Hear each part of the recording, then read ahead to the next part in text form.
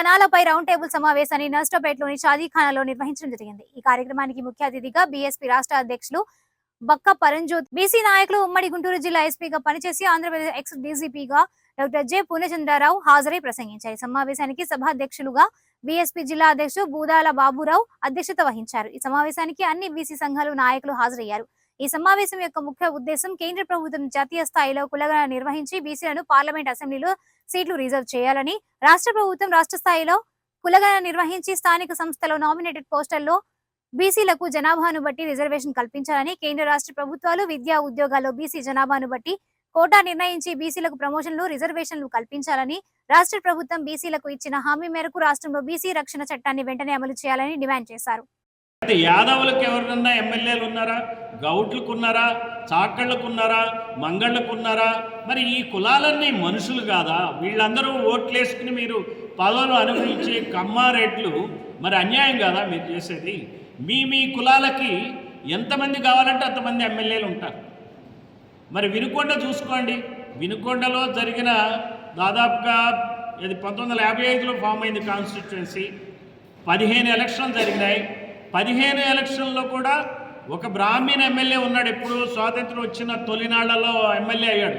తర్వాత ఏకంగా 14 మంది కూడా కమ్మ ఎమ్మెల్యేలే. ఏంది అన్యాయం? మరి అక్కడ ఎస్సీల పాపులేషన్ ఎక్కువే, బీసీల పాపులేషన్ ఎక్కువే. మరి అక్కడ ఎమ్మెల్యే ఈరోజున రాష్ట్ర వ్యాప్తంగా కుల జనగణన జరగాలనేటువంటి ఉద్యమాన్ని మేము చేపట్టాం. ప్రధానంగా రాష్ట్రంలో ఉన్నటువంటి బీసీ సంఘాల నాయకులు, బీసీ సంఘాలు, బీసీ మేధావులతో పాటుగా అనేక మంది ప్రజాస్వామికవాదులు కూడా కలుపుకొని ఈ రాష్ట్రంలో కులగణన జరగాలనేటువంటి ఒక డిమాండ్ తోటి ఉద్యమం ప్రారంభించాం. దానిలో భాగంగా ఈ రోజున ఈ నర్సరావుపేటలో పల్నాడు జిల్లాకు సంబంధించినటువంటి అనేక మంది బీసీ కులాలకు సంబంధించిన నాయకులతోటి రౌండ్ టేబుల్ సమావేశం ఏర్పాటు చేయడం జరిగింది.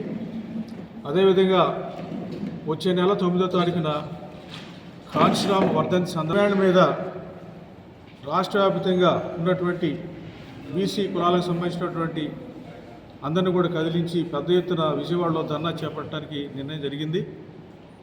ముఖ్యంగా మా డిమాండ్లు ఏంటంటే, కేంద్రంలో ఉన్నటువంటి బీజేపీ ప్రభుత్వం, ప్రధానంగా బీసీగా చెప్పుకునేటువంటి మోడీ ఈ రోజున భారతదేశంలో ఉన్నటువంటి బీసీలందరూ డిమాండ్ చేస్తున్నటువంటి ఈ జనగణన అనేటువంటి దానిలో కులాన్ని ఖచ్చితంగా